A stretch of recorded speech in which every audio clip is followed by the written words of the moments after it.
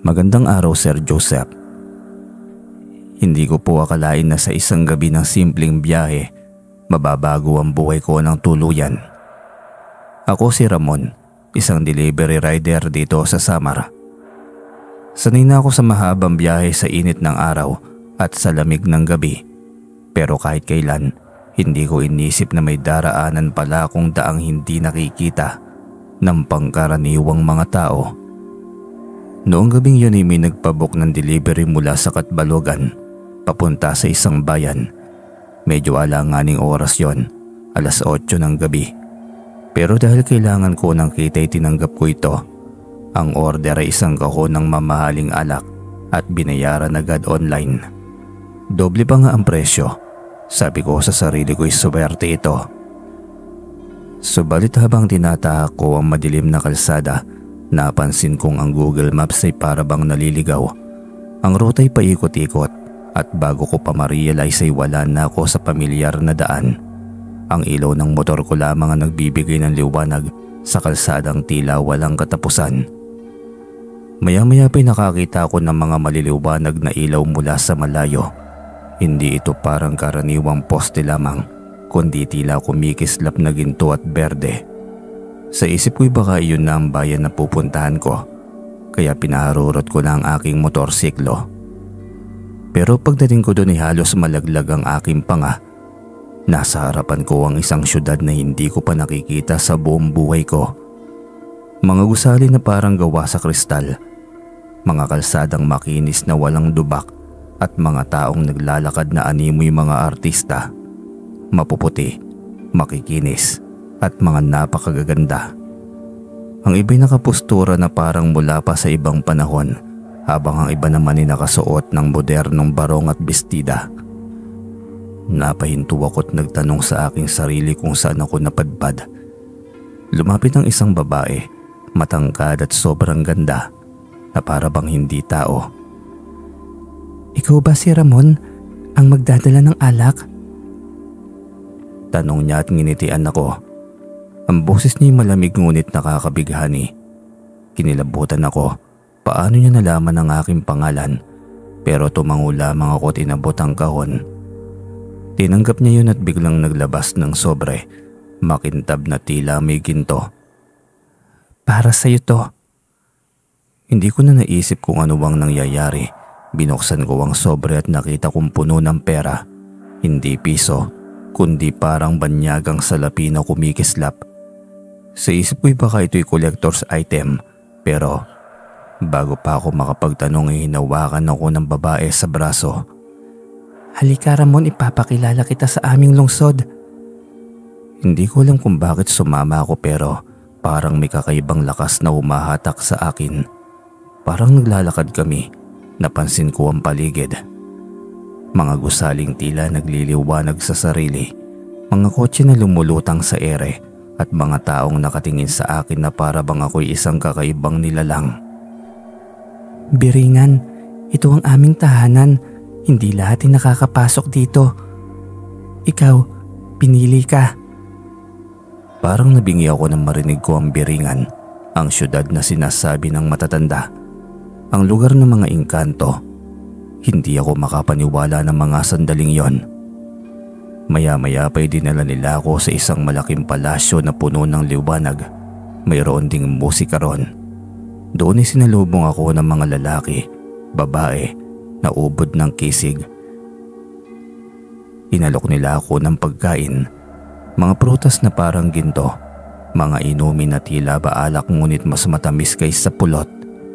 Una ko naisip na baka droga yon, pero gutom na rin ako kaya kumain ako noon. At doon ko naramdaman ang kakaiba. Ang bawat subo ay tila ba nagbibigay ng kakaibang lakas at mga alak na iniinom ko'y parang apoy na dumadaloy sa aking ugat. Magpakasaya ka Ramon sa iyong pagdating. Isa kang bisita dito sa Biringan. Uwi ka ng isang matandang lalaki na nakaupo sa trono. Ang kanyang mga matay kumikislap na para bang bituin. Nagpasalamat ako ngunit sa loob-loob ko'y may kaba. Bakit ako? Ano ang gusto nila sa akin? Maya-maya pa'y lumapit sa akin ang parehong babae. Ramon, may tanong ako. Hindi mo ba gustong manatili rito? Wala nang hirap, wala nang gutom. Magiging isa ka sa amin. Nanginig ako noon. Alam kong sinasabi ng mga matatanda na kapag kumain ka ng pagkain ng engkanto, mahirap ka nang makaalis at ngayon ay nagawa ko na ngayon. Pasensya na, may pamilya ako, kailangan nila ako. Napuno ng katahimikan ng paligid.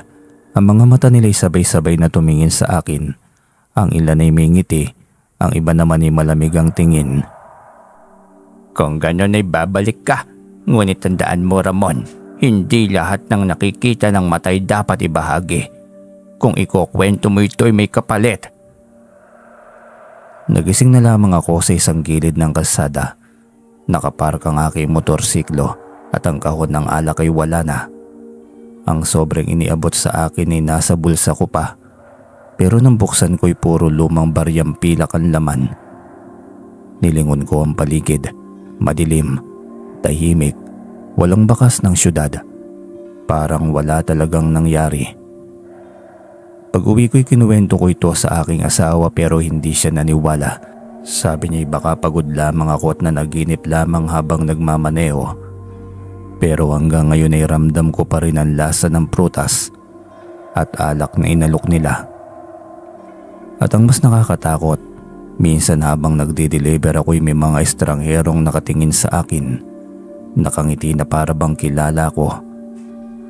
Kaya naman hindi ko alam kung panaginip lamang ba o totoong nakapasok ako sa biringan.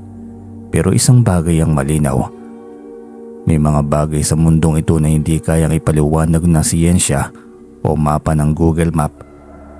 At kung sakaling makatanggap kang muli ng order sa 10 oras ng gabi, mag-isip ka muna dahil baka ang magbukas ng pinto ay hindi tao kundi isang engkanto sa biringan. Matapos nga ng gabing yun na hindi ko nalimutan, pilit kong binaliwala ang lahat. Inisip ko na lamang na baka guni-guni, dala ng pagod o gutom. Pero hindi ko kayang itanggi. Naramdaman ko ang lasa ng kanilang pagkain, ang liwanag sa kanilang syudad, at ang malamig na haplos ng engkantong babae sa aking braso. Ilang linggo ang lumipas ay tahimik ang buhay hanggang isang araw. Bumagsak ang anak kong si Mika. 5 taon pa lamang siya, masayahin at makulit. Pero bigla na lamang nilagnat ng mataas. Una'y inakala naming trangkaso lamang pero hindi bumababa ang init. Nang dalhin namin sa ospital ay sinabi ng doktor na may malubhang impeksyon sa dugo at kailangan ng agarang gamutan. Malaking halaga ang kailangan. Hindi ko alam ang gagawin. Ang ipon ko'y sapat lamang para sa renta at pagkain. Ang asawa ko'y umiiyak gabi-gabi at si Mika'y nakaratay sa puting kama ng ospital. Humihina ang hininga. Sa bawat pagdaing niya'y para bang hinihiwa ang aking puso. Isang gabi habang pauwi ako mula sa ospital, nadaanan ko ang parehong kalsada kung saan ko unang nakita ang liwanag. Napatigil ako. Ang paligid ay madilim. Ngunit ramdam ko ang malamig na simoy ng hangin at ang kakaibang katahimikan na para bang may nakamasid. Kung totoo kayo nandyan, kung totoo kayong taga-biringan, tulungan niyo naman ako. Huwag na para sa akin kahit para sa anak ko lang. Gagawin ko ang lahat. Bulong ko habang nakasandal sa aking motorsiklo. Doon bigla ako narinig ang mahinang tugtog, parang musika mula sa malayo. Nang lingunin ko'y may lumilitaw na liwanag. Mga ilaw na pamilyar sa akin, ang parehong kislap na nakita ko noong una. Hindi na ako nagdalawang isip. Sinundan ko yon at muli ang kalsadi nagbago. Sa halip na lubak at damo, nakita ko ang kintab ng malinis na kalsada at sa dulo'y muli kong nasilayan ang syudad ng Biringan. Mas makinang at mas nakabibigani kaysa dati. Pagdating ko'y sinalubong ako ng parehong babae. Hindi nagbago ang kanyang anyo. Maganda, maladyosa, nakangiti. Ramon, bumalik ka. Tumango ako at halos mangiyak-ngiyak. Oo, wala akong ibang mapuntahan. Ang anak ko, mamamatay kung wala akong pera. Pakiusap, tulungan niyo ako. Tumitig siya sa akin, mahaba't malamlam bago niya ako dinala muli sa palasyo. Doon ay nakaupo ang matandang lalaki na tila hari ng syudad. Ikaw na naman, sinabi ko na sa iyo, may kapalit ang lahat. Handa po ako magbayad basta may ligtas lamang ang anak ko. Tahimik ang lahat ng mga engkanto sa paligid at nakatingin sa akin. Ang ilan ay nakangiti, ang iba'y waring nagdududa. Maya-maya inilabas ng matanda ang isang supot na gawa sa pelos. Iniabot niya ito sa akin. Pagbukas ko'y nakita ko ang maliliit na bariyang ginto. Kumikislap sa ilalim ng liwanag. Hindi ko alam ang halaga nito, pero ramdam kong higit pa ito sa lahat ng kinikita ko sa aking buong buhay. Dalhin mo yan. Ang bawat bariyang ginto ay may kapangyarihan. Ngunit tandaan mo, kapag ginamit mo sa harapan ng iba, hindi nila ito makikita bilang ginto. Sa kanila, magmumukha lamang itong karaniwang barya. Ngunit sa halaga, higit pa ito. Lumingon ng babae at tumitig sa akin. Ngunit Ramon, ito na ang muling pagkakataon na makakapasok ka pa rito. Kapag bumalik ka pa'y hindi ka na makakaalis. Kinilabutan ako pero tumango ako. Salamat, kahit anong mangyari hindi ko makakalimutan ang kabutihan ninyo. Pagbalik ko nga sa ospital, agad kong inasikaso ang bayarin. Inabot ko sa kahera ang ilang baryang ginto. Sa kanilang paningin, ordinaryong salapi yon. Mga perang papel na bago at malulutong. At laking gulat ko nang sabihin nilang sobra pa sa halaga ang aking naibayad. May sukli pa ako't binalik nila. Na-confine si Mika sa espesyal na kwarto at agad na naibigay ang kinakailangang gamot at transfusion. Sa loob ng ilang araw ay bumuti ang kanyang kalagayan. Nawala ang lagnat at muling nagbalik ang kanyang ngiti. Niyakap ko siya ng mahigpit, halos maluha sa tuwa. Salamat sa Diyos at sa kanila. Bulong ko sa sarili. Pero habang lumilipas ang mga araw, napansin kong may kakaiba. Minsan habang nakahiga si Mika ay may kinakausap siyang hindi ko nakikita. Ang sabi niya, Papa, si ate bumabalik siya gabi-gabi.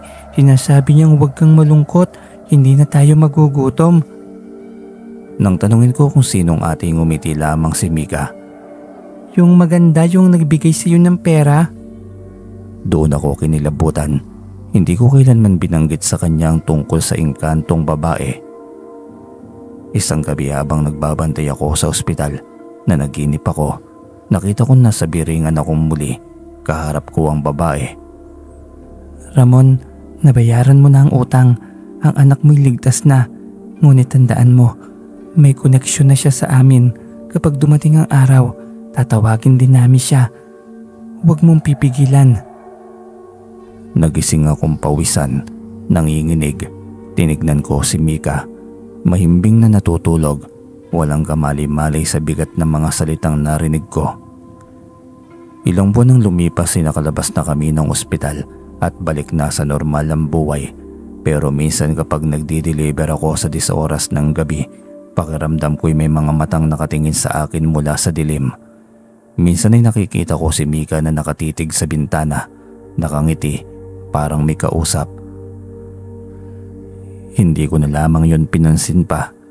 Natulungan nila akong mailigtas ang aking anak, kapalit ng isang hindi ko pa alam kung gaano kabigat na pangako. At sa bawat tunog ng munting baryang ginto na natira sa supot na iniwan nila, naaalala ko ang kanilang babala.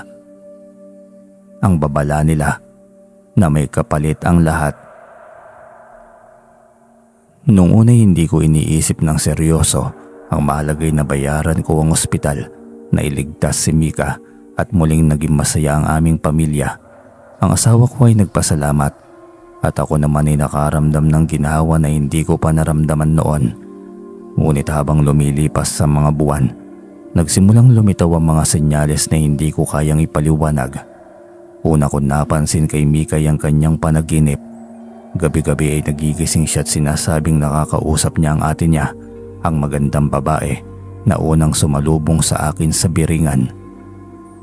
Papa, sabi ni ate kapag lumaki ako, doon na raw ako titira sa kanya, doon sa lugar na maraming ilaw. Kinilabutan na naman ako. Hindi ko kailanman naikwento sa aking anak talaga ang tungkol sa Biringan, pero bakit alam niya? Alam na alam niya ang lahat. Minsan naman kapag nilalagnat siya, bigla siyang nagsasalita ng mga salitang hindi ko rin maintindihan. Para bang ibang wika, malalim at malamig, na kahit asawa ko'y natatakot, at sa tuwing nangyayari yun ay kumakalansing ang mga gintong baryang iniwan nila kahit hindi ko naman ginagalaw. Isang gabi habang nakahiga ako'y nananaginip akong muli. Naroon ako sa parehong palasyo ng Biringan at kaharap ko ang matandang lalaki na tila hari. "Ramon, tinupad namin ang iyong hiling. Ang anak mo'y ligtas na. Nakaligtas siya sa kamatayan. Ngunit huwag mong kalilimutan ang ating kasunduan." Nanginginig akong tinanong kung anong kasunduan ba. Wala akong pinirmahan. Wala akong sinabing kapalit. Ngumiti lamang siya. "Hindi mo kailangang pumirma. Ang mismong pagtanggap mo ng aming ginto ang iyong pagsang-ayon. At ang bayad, hindi ikaw Ramon, kundi ang pinakamahalagang kayamanan mo." Doon ko lamang naintindihan ang anak ko. Nagising akong pawisan, nanginginig at halos hindi makahinga. Tinignan ko si Mika, mahimbing na natutulog at walang kamalay-malay. Yumakap ako sa kanya, pilit iniiwas ang katotohanan. Pero sa kaibuturan ng aking puso, alam kong hindi yun panaginip lamang. Isa yung babala. Lumipas ang mga linggo at mas dumalas ang pagkakasakit ni Mika. Kahit anong gamot ay bumabalik lamang ang kanyang lagnat. May mga araw na malakas siya pero bigla na lamang siyang hihina at mawawalan ng malay. Papa, si ate sinusundo na raw ako. Huwag kang malungkot. Parang pinutol ang paghinga ko sa mga salitang yon. Isang gabi habang mahimbing siyang natutulog, narinig ko ang katulad ng musikang naririnig ko sa Biringan. Malambing, ngunit nakakapanindig balahibo. At sa dulo ng aming silid ay nasilayan ko siya, ang magandang babae na nakatayo, nakaputi at nakangiti sa akin. Panahon na Ramon, kukuhanin na namin ang amin. "Wag, kuhanin niyo na ako, kahit ako na lang. Wag lang ang anak ko." Subalit umiling siya at tumingin kay Mika. Hindi ka na ang kailangan. Ang anak mo ang itinakda mula pa nung una. Lumapit siya sa kama at sa kabila ng lahat ng sigaw at pagmamakaawa ko'y dahan-dahan niyang hinaplos ang noo ng aking anak.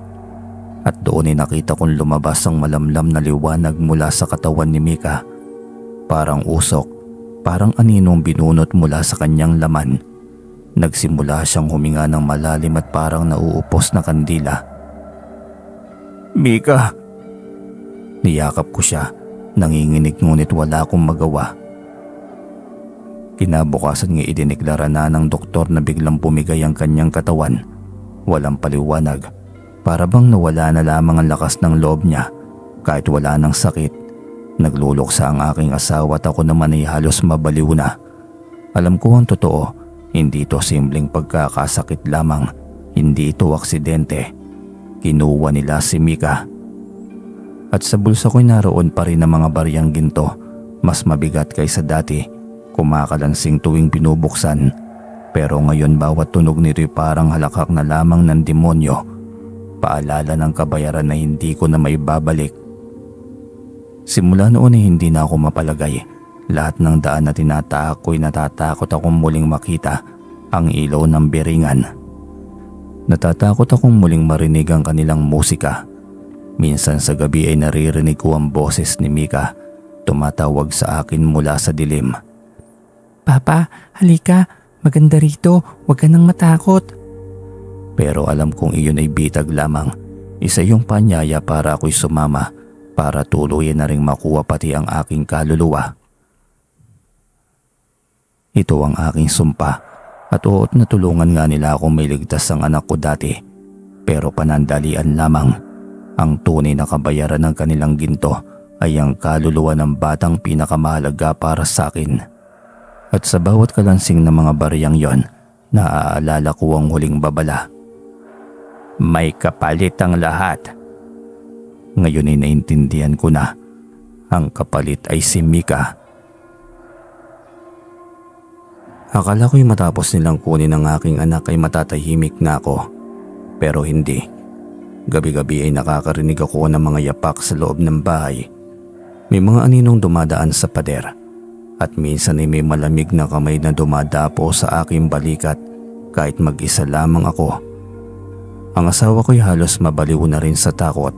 Lagi niyang sinasabing naririnig niya si Mika na tumatawag pero kapag sinilip niya ay wala naman. Pinilit kong sunugin ang mga bariyang ginto. Hindi sila natutupok. Ilang beses kong ibinaon sa lupa ngunit kinabukasan ay nasa aparador na naman sila. Nakakalat na para bang tinutokso ako. Alam kong hindi sila matatakasan.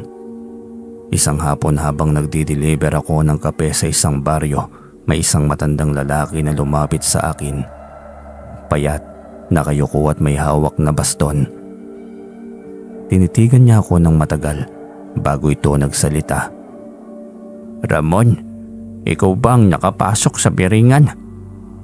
Halos mabitawan ko ang aking motor. Paano mo nalaman ang pangalan ko at paano mo nalaman ang tungkol doon? Ngumisi siya, walang ngipin. Matagal na kitang minamanmanan. Ako si Mang Isko, isang albularyo. Ramdam ko ang bigat ng sumpang daladala mo. Kung hindi ka kikilos ay kukunin ka rin nila. Hindi lang ikaw pati ang iyong asawa. Parang binuhusan ako ng malamig na tubig sa buo kong katawan. Anong gagawin ko? Kinuha na nila ang anak ko. Wala na akong magagawa. Humiling ang matanda. May magagawa pa pero kailangan mong maging matatag. Dahil ang haharapin mo'y hindi basta-bastang mga nilalang. Dinala niya ako sa kanyang kubo sa isang liblib na lugar. Amoy insenso at halamang gamot ang paligid. Pinaupo niya ako sa banig at pinaharap sa isang mangkok na may tubig at langis. Makinig ka, Ramon. Ang biringan ay hindi bastang alamat lamang. Isa itong lungsod ng mga engkanto. Mga nilalang na kumakain ng kaluluwa na nagpapalakas sa kanila. Ang baryang ibinigay nila'y hindi kayamanan, kung hindi tanikala. Habang nasa iyo yon, nakakabit ang kaluluwa ng anak mo sa kanila. Kung ganoon, pwede ko pa siyang mabawi. Humigop ng usok mula sa insenso ang albularyo bago tumugon. May dalawang paraan. Una, sirain ang tanikala sa pamamagitan ng ritual. Ngunit ang kapalit ay maaaring buhay mo. Pangalawa, sumugod ka mismo sa biringan at kausapin ang kanilang pinuno. Ngunit tandaan mo, hindi sila madaling kumbinsihin at baka hindi ka na makabalik pa. Tumitig ako sa kanya, nanginginig. Kahit ano, basta mailigtas ko lang si Mika. Kaya naman isang gabi ay sinamahan ako ni Mang Isko. May dala-dala siyang mga dahon ng kakawate, langis at isang maliit na krus na bakal. Ito ang pananggalang mo, huwag kang bibitiw. Dumaan kami pareho sa kalsada kung saan ang unang nagpakita ang liwanag. At gaya ng dati ay muling sumulpot ang kislap ng syudad. Ngunit ngayon, hindi na siya nakakaakit kundi nakakapanindig balahibo. Para bang alam ng biringan na hindi na ako bisita kung hindi isang kaaway. Habang papasok ay narinig ko ang bulong ng mga tinig. Mga halakhak na nagmumula sa dilim at sa dulo'y muling lumitaw ang babae. Ang engkantong kumupkop noon sa akin. Ramon, bumalik ka na naman. Hindi ka ba marunong tumanggap ng kapalaran?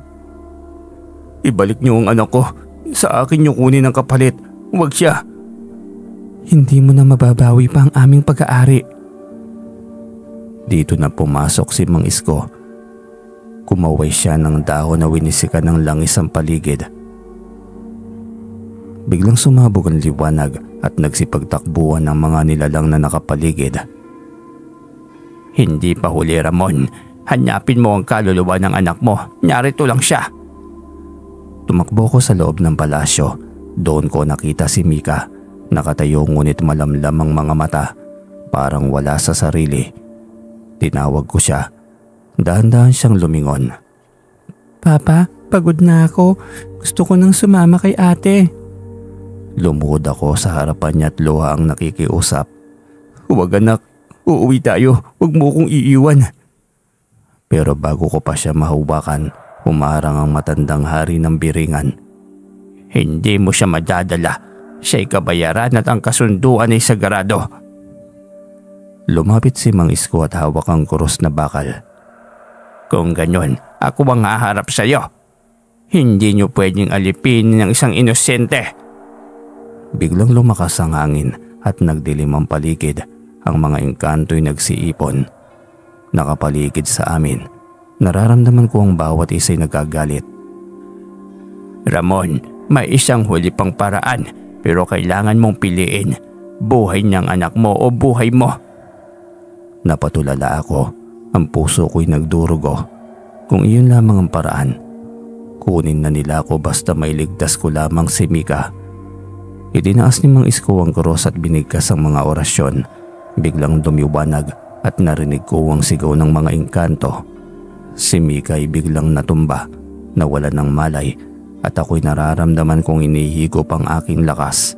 Parang may humihila sa kaluluwa ko palabas. Nagising ako sa ospital, mahina't halos wala ng lakas. Nasa tabi ko ang asawa ko tumiiyak sa tuwa.